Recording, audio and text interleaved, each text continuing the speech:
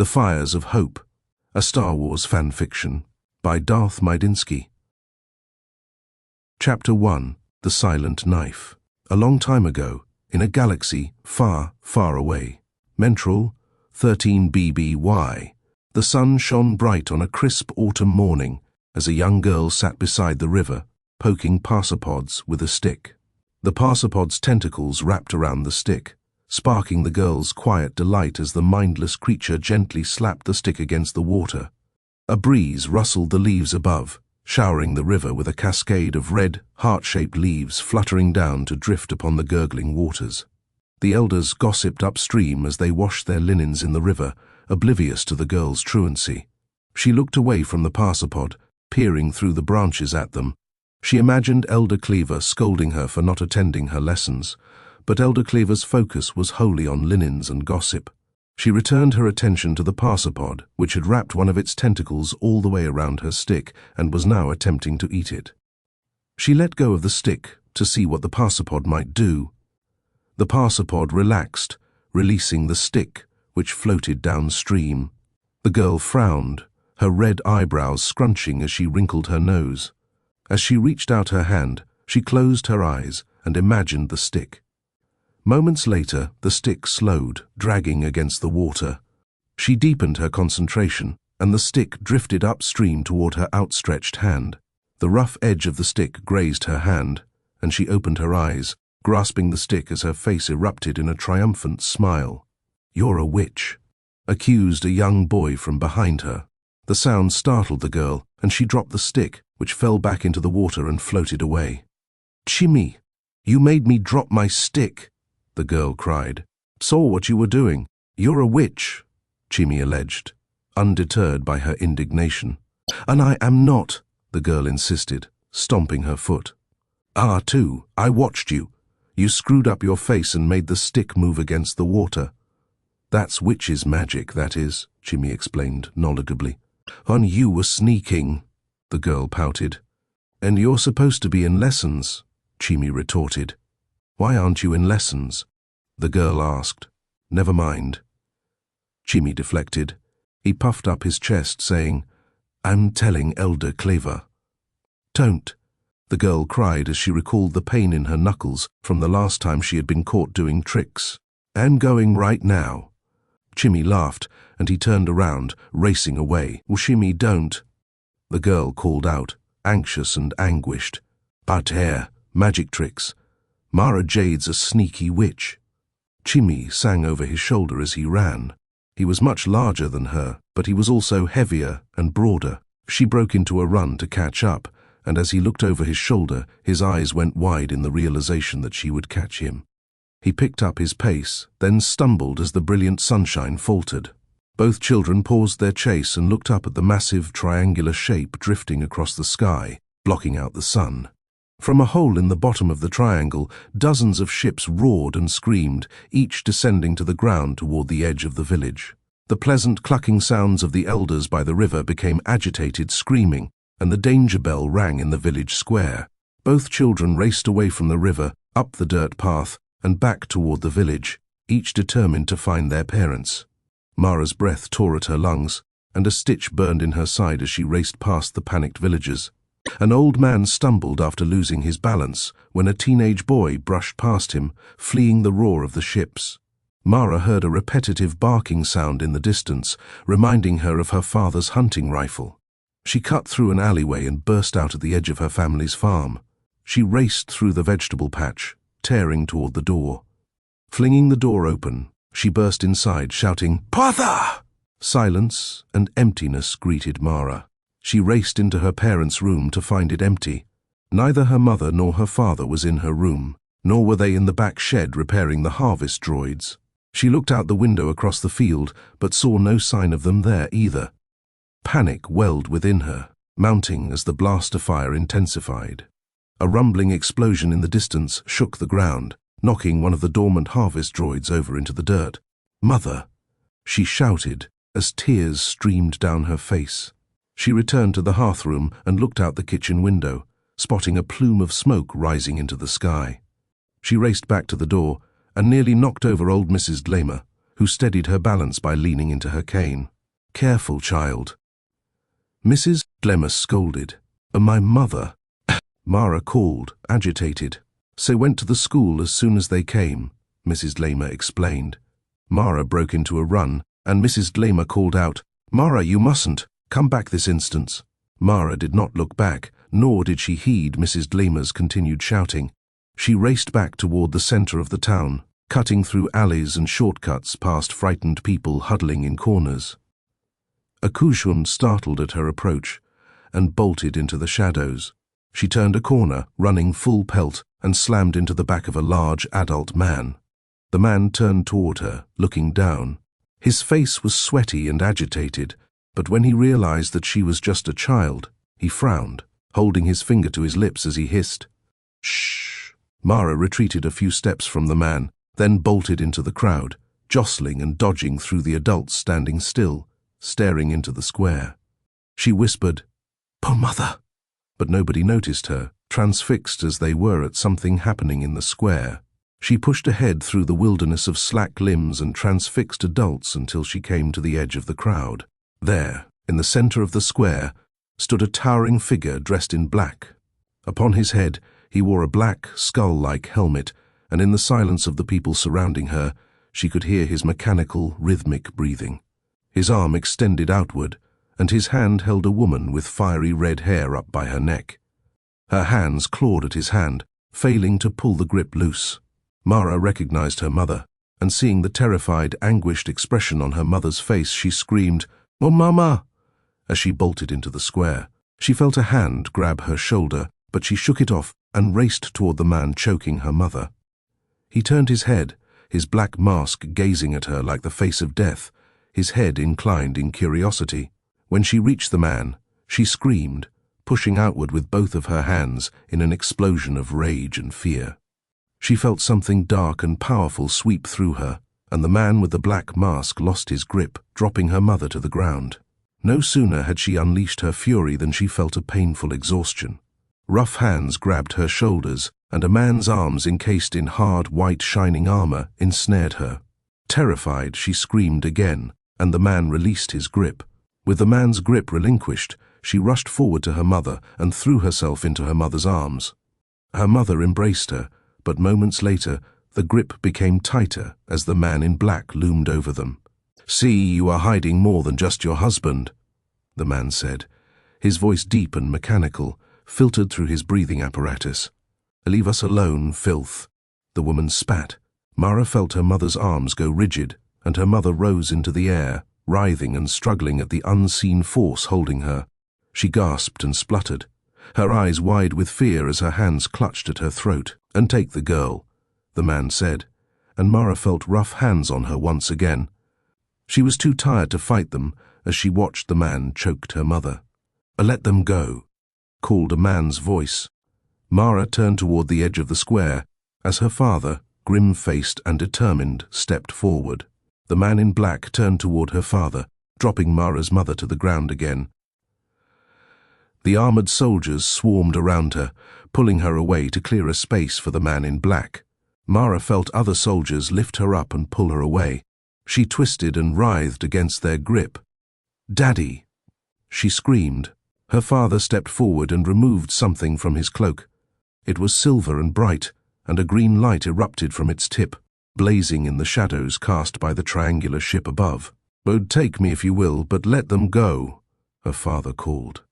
"And the force is strong in your family," the man said, his voice relishing the phrase.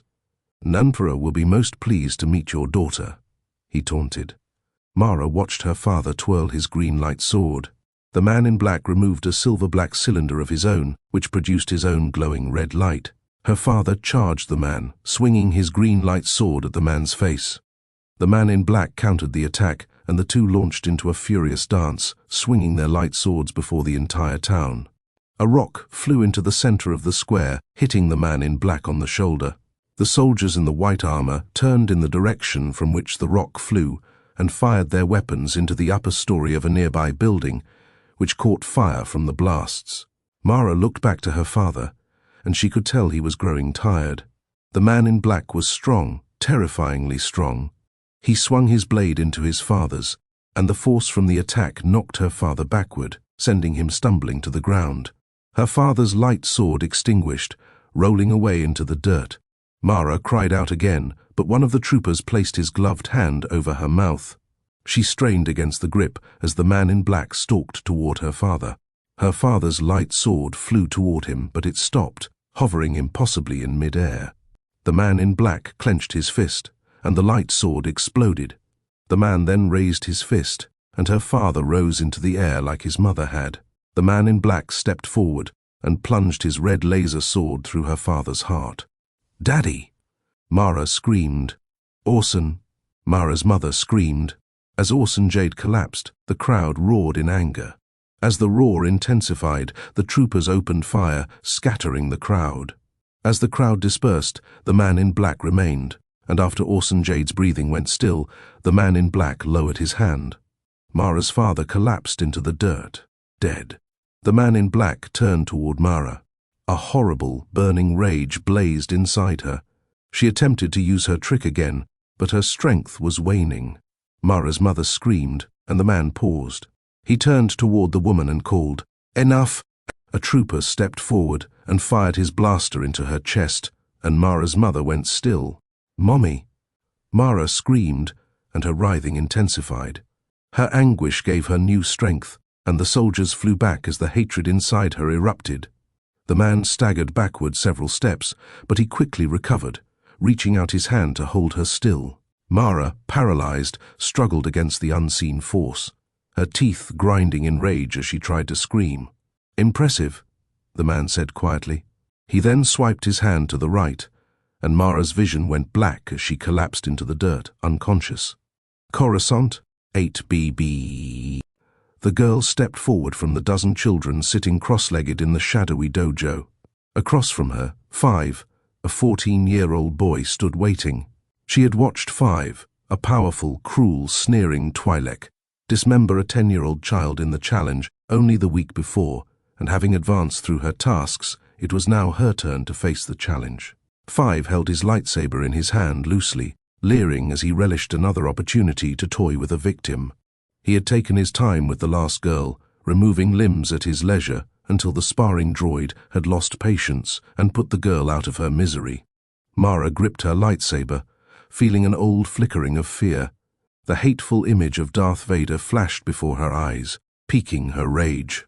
Her masters had encouraged that rage, calling on Vader every time Mara showed weakness, indecision, or lack of commitment. Every time she recalled Vader, her rage swelled, and she propelled herself through her trials at breakneck pace, dreaming every night that she would one day face the man, remove his mask, and spit in his face before she watched the light leave his eyes. "Turn 9, the sparring droid called out. She turned to the droid, momentarily confused. The name felt familiar, yet foreign, as if not a part of her. She was someone else, was she not? A different person? A child? She shook her head imperceptibly, as if warding off a mosquito. Remembering that this was her name, her calling, her identity, she nodded, clipping her saber to her belt. She pulled her hair into a tight bun, then unclipped her saber. Five stood waiting in the center of the ring, and as she approached, he ignited his lightsaber.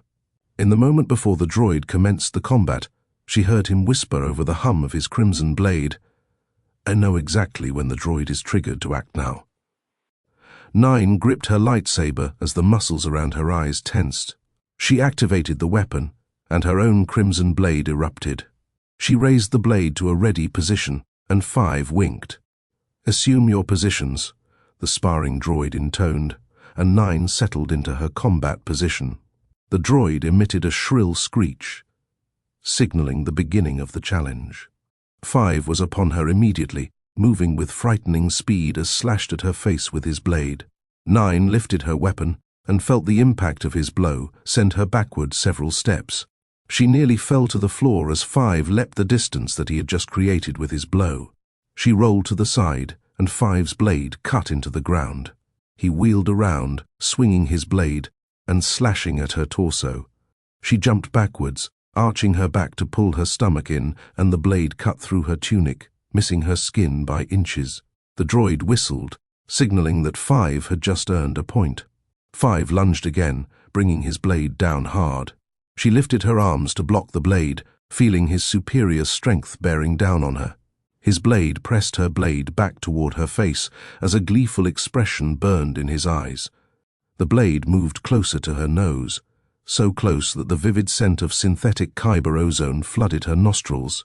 With the blade centimeters away, she felt the heat singe the tip of her nose. The image of Vader flashed through her mind as the blade pressed toward her eyes. A spike of rage erupted, and she pushed back, sending 5 reeling. She leapt after him, swiping her blade down and knocking 5 to the floor. She was upon him immediately, and as he swung his blade to block her attacks from his prone position, he mistimed a parry, and her blade plunged through his left bicep. The droid whistled, indicating she had scored a point. 5 screamed in pain, and in his agony, 9 flew backward, hitting the ground hard. 5 rose to his feet and twirled his saber, growling, "You'll pay for that, you vicious little bitch."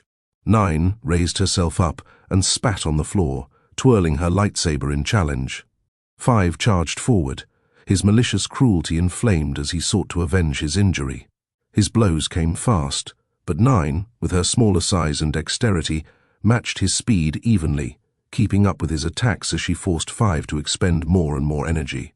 He broke away to recalculate his attack.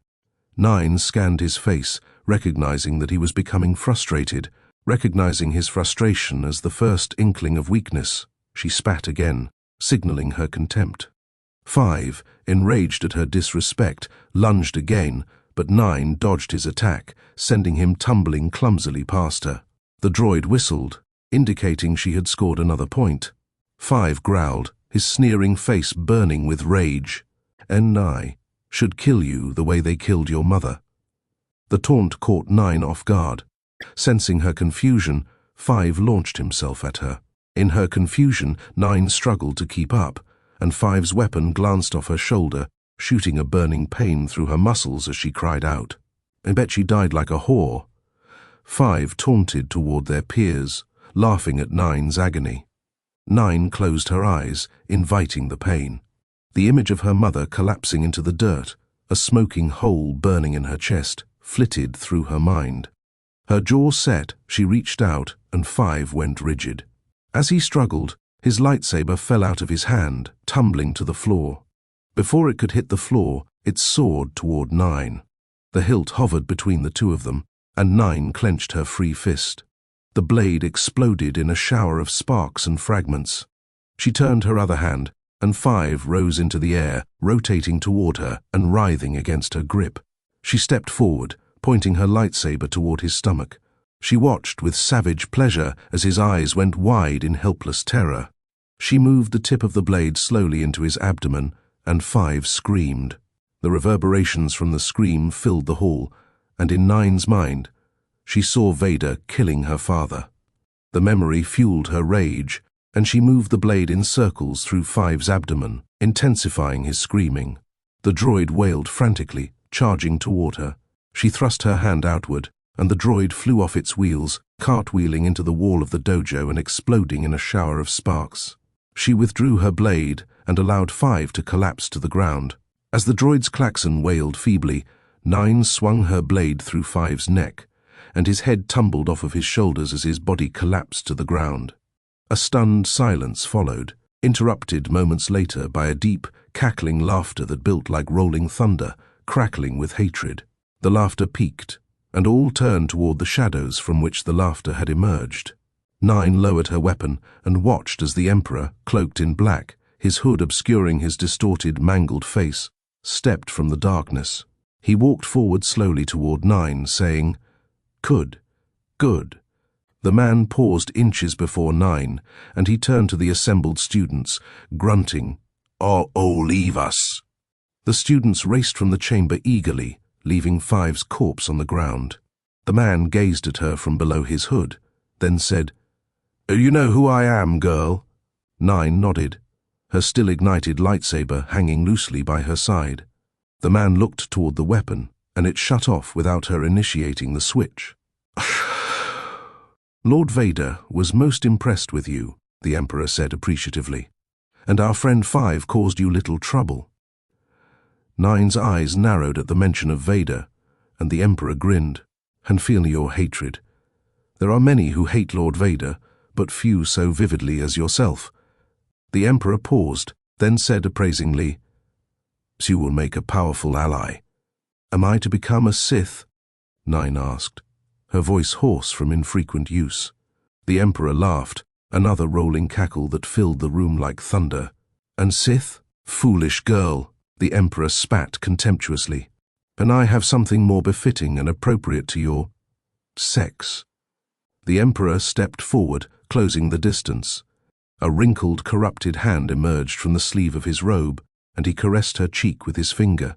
9 felt a curious mixture of revulsion and pleasure, and she felt both the urge to flee and the urge to please. "You control your impulses, your disgust, your fear," the Emperor praised.